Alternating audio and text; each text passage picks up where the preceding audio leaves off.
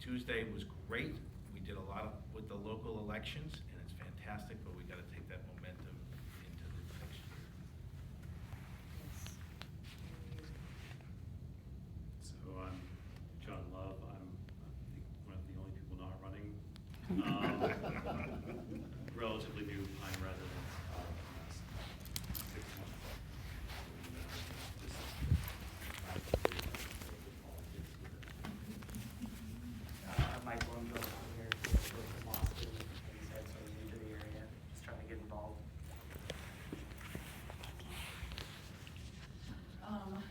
Can I circulate before we get started, still before we get started, can I circulate this, if any of you are interested in receiving the newsletter for the PA 12, for Progress Group, and just find out every week what we're up to.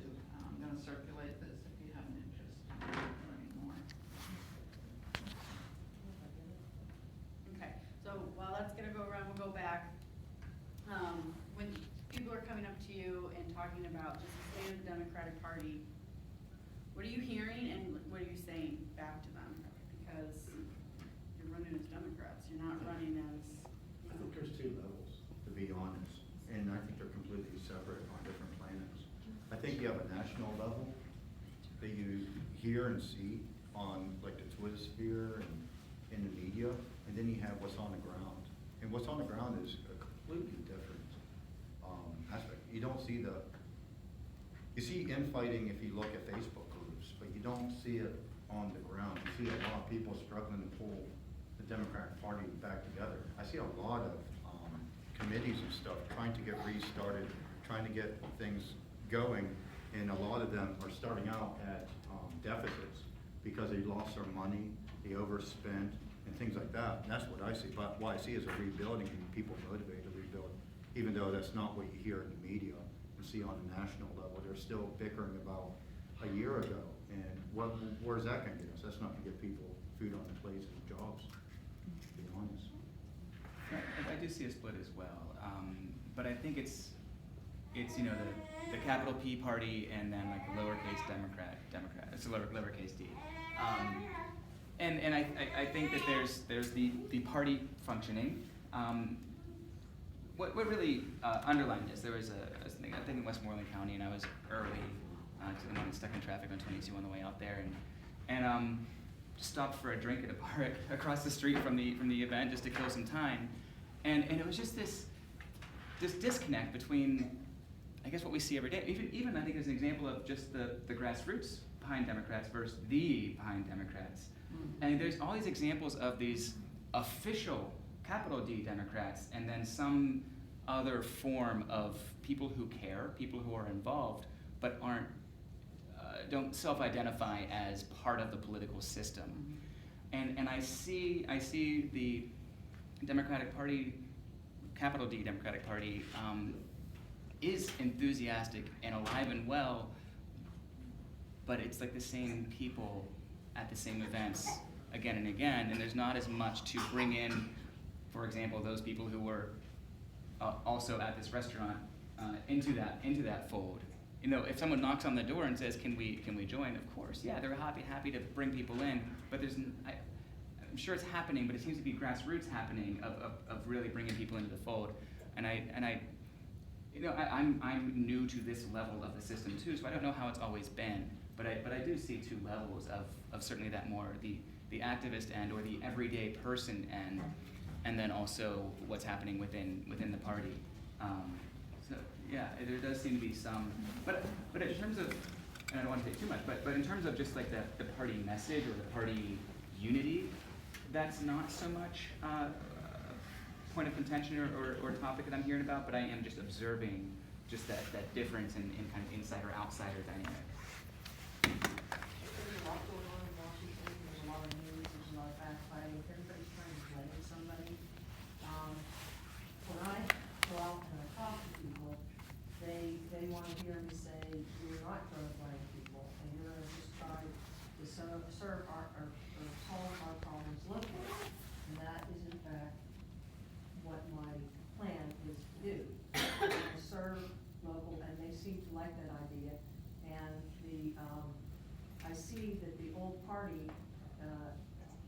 people who've been there year to year to year, watching the polls, watching the election. There are younger people coming in and they're helping, and all of a sudden the younger people have woke up after this past year. And I believe that it's, you know, it's all, they're going to find their place, it's all going to boil down, it will be okay. There's a lot of old democratic ways, I think they were trying to pull too far to the right and maybe sensationalize themselves in rock bands and things like that. That did not work.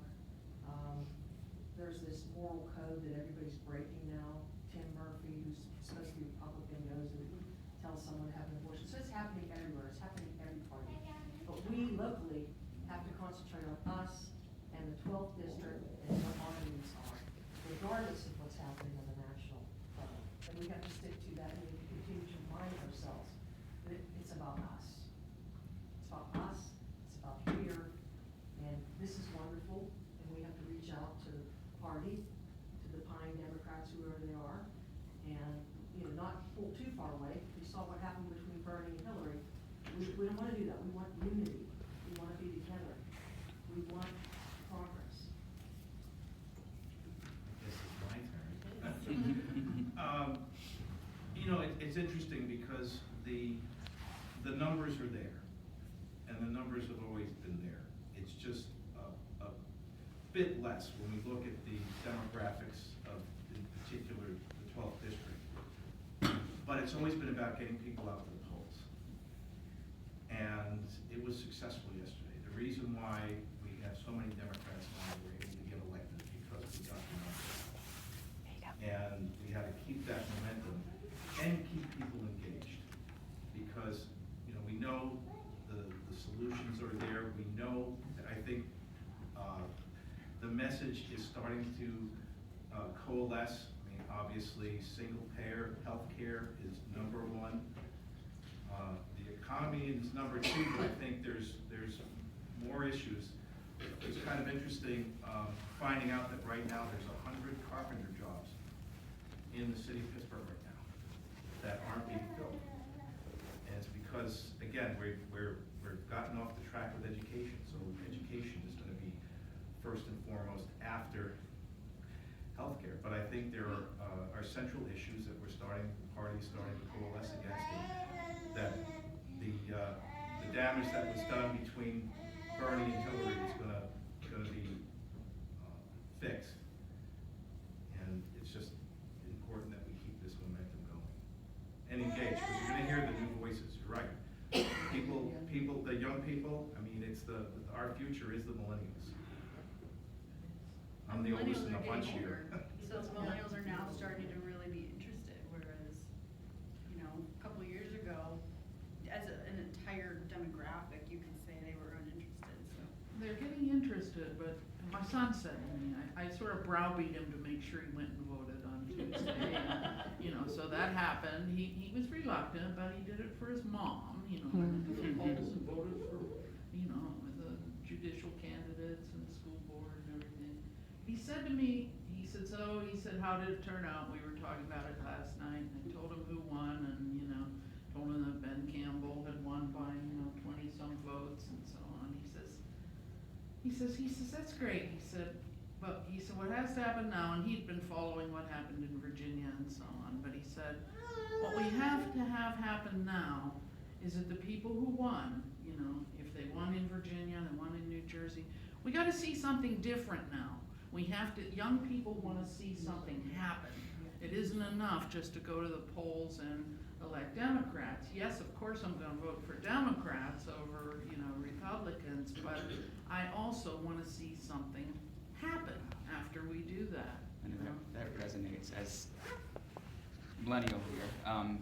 That's why I'm running. Like, that's exactly it. It was this idea that something, like just sitting back and watching. And so I'm 35, so I guess at the front end of that millennial generation. But it's like an 18 to 36, depending on your definition. But people are absolutely engaged and paying attention, but altogether disgusted. Mm-hmm, exactly. And I don't think that's specifically a millennial thing, but I think it's especially because it's been that way for so long that people are really frustrated. And I think though that there is there is also a lack of, you always hear that young people aren't engaged, that young people aren't paying attention. You know, like, we've got kids at home and can't come to the meeting on 7 o'clock on a Wednesday night all the time. And so people are paying attention, people are engaged, and so we bring the kids to meetings when we can. But and I know there's a self-selecting social network of just who I'm talking to, but people are really, really engaged, really motivated, and it's exciting, and it's exciting to be part of it. But I think it's happening here, but it's happening all over the country. You know what though is kind of funny? You know, not gonna flip the exciting part about, it's actually a canary in the coal mine of that young people are so involved. It's, you read Hunter Thompson, Fear and Loathing on the Campaign Trail, and it's about 72, right? He's talking about the freed vote, and the freed vote were the kids. And he talks about, mocks it, about how they're not gonna go to the booths, right? And the question is, everyone talks about the young vote. Why does the young vote never do it? Well, they had no skin in the game. Why do you do it when you're older? Well, now you gotta worry about bills. Now you gotta worry about your job. Now you gotta worry about your mortgage. You gotta worry about your family. Suddenly, young people are worried. What's that mean? Young people have skin in the game. And how is that possible, right? They have a house mortgage as an education, you know, loan, and they are expected to pay that off, you know, coming out of college at an entry level position, and they're terrified. And this is coming from millennials. I was in UPJ, and we did a roundtable, which was kind of fun. And they were literally saying, I don't know what I'm gonna do. I don't know how I'm gonna get a job to pay these bills, to pay my rent, to have a car. And they're being serious, and they're being honest. And then we've seen this all around. And it's great that they're involved. Thank God that they actually say, okay, well, I gotta make a difference, I gotta step up. But at the same time, that the idea that they're stepping up just shows how bad things are getting. And we look at today, the new taxes, you know, about how well, I won't go into details. I can, if you like. I can talk about how people aren't gonna get, you know, businesses still get their rebates and stuff, their deductions. But I'm worried about something that Aaron said, is are we on the direction to change things? Do we have the ideas? Do we have the people that are going into office? And this is what your son said and Aaron said. I hope to God we got the ideas, or at least if they don't, and that now they're in a position of power, they're open to listening to people who do, so we can move forward. Because if we don't move forward, how much worse can things get before we hit a tipping point? Honestly, how far can the economy go? And that's why we're here, right? This is why we started getting politically active. How many people have been politically active for 20 years? Like really politically active? Like going out? I've been community Yeah. active. Yeah, so, Well, I was like a school 30 board, I years. guess that counts. Doesn't knock on doors. But I Yeah. never felt the need to step in, and it's also been like when I saw Keith, I'm an attorney, I saw Keith Rothfuss, when he came in, he was working as a lawyer, he was a failure. And Rick Santorum, he was another one, they were bad professionals. So the people would say, well, let's run them. And, you know, let's go, what do we do? And finally, I've been patiently thinking, you're gonna get this straightened out, it's gonna be okay, I've had enough. I have 2 millennial sons, and they talk to me about it all the time. I'm very aware of the education and the debt that they're in and the future, and, you know, that worries me. I talk to them constantly about where they're going, what they're going to do. They vote, but there is sort of they're starting to push the panic button, but they're not quite there yet. And there is some millennial movement, and I like that, but we need a little bit more. And I've noticed it's more of you guys and the Shape 10 actions, and that group, the women are the driving force. In this past election, if you look at the results of Beaver and Cambria, they went Republican. However, they went for the woman. And it's the women who are moving this. And you notice all across the nation, women. because the women have been mistreated, and sat back, and now we've had enough. We've had enough, we're gonna make a change. And it's gonna, with women, it's gonna be a change, there's gonna be a change. Here's a question for both the candidates and the activists.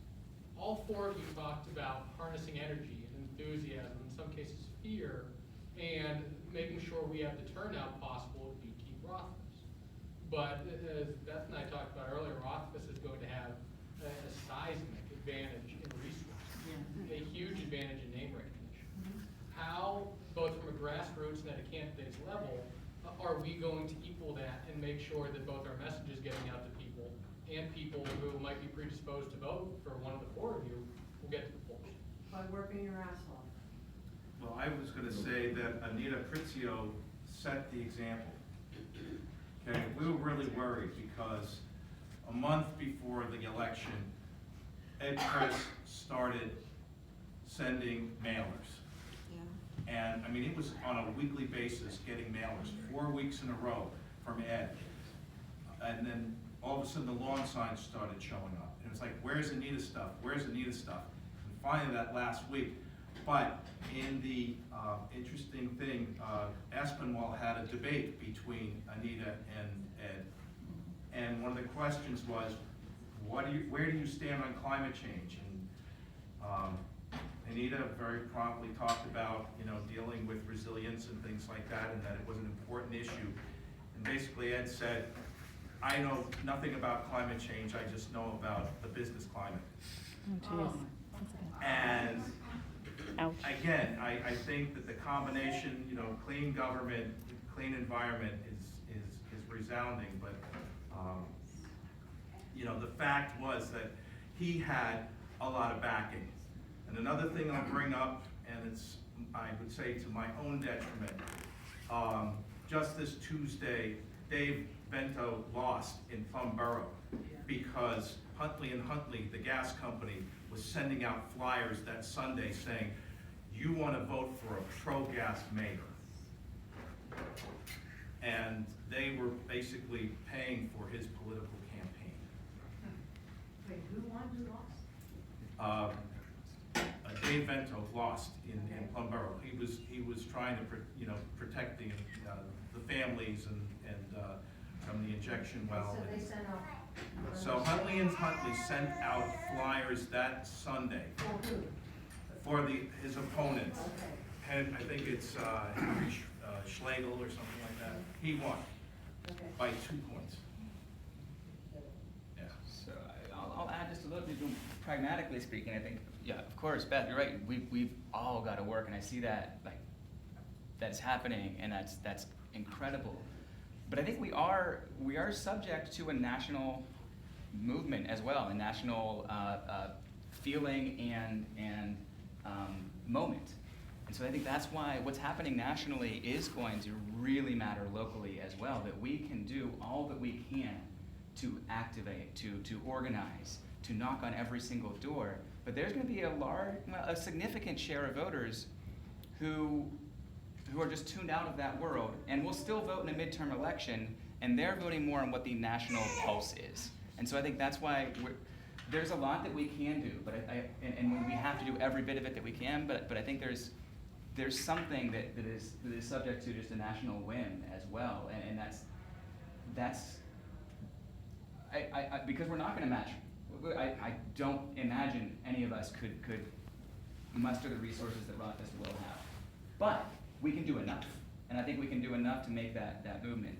And of course, we never stop trying. But let's be realistic about where he's coming from, that position of advantage.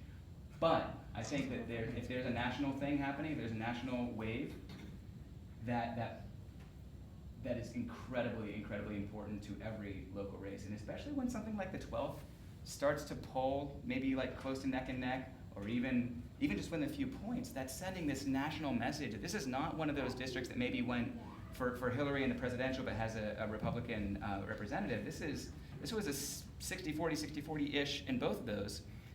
It just sends a really strong signal that there is something really powerful happening, and I think that it's going to be all the above, right? That we have to do everything we can in all of our neighborhoods, and then also just really, really hope that there's motivation for Democrats to be energized and excited to get out and vote, and then certainly less motivation for Republicans to show up, because that's obviously traditionally how they win, is they rely on suppressing a vote, which is just a miserable tactic to be successful, to hope people don't participate in democracy.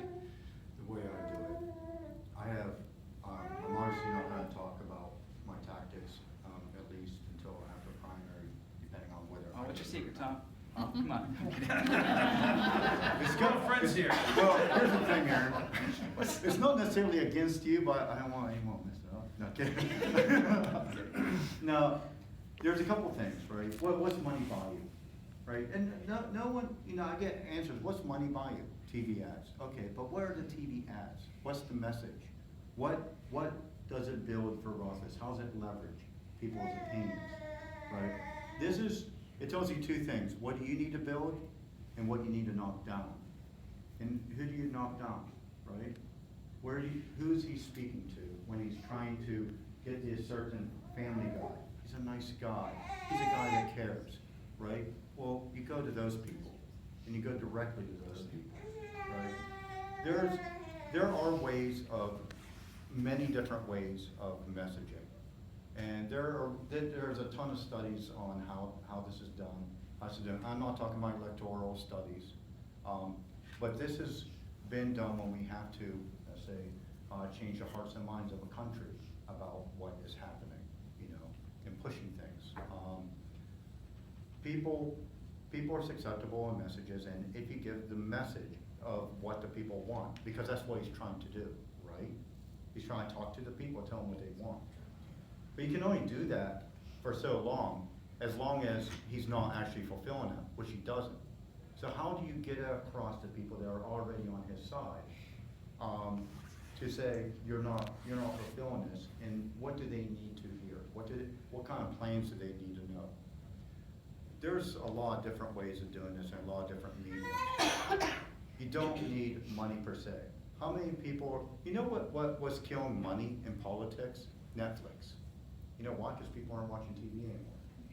You know what else is? Pandora. You know why? Because people aren't listening to radio anymore. Money isn't as strong as it used to be over the last few years. Trust me. This is why social media is so important. This is why door knocking is so important. This is why so many of these other ways are so important now, because not a lot of people are getting their news and information the same way anymore. So we have to be able to now analyze that and be able to adapt, improvise, and overcome these barriers. And that's what my team does. My team is fantastic, but I think hidden. But yeah, does that answer your question? Does that sound? Did I sell that well?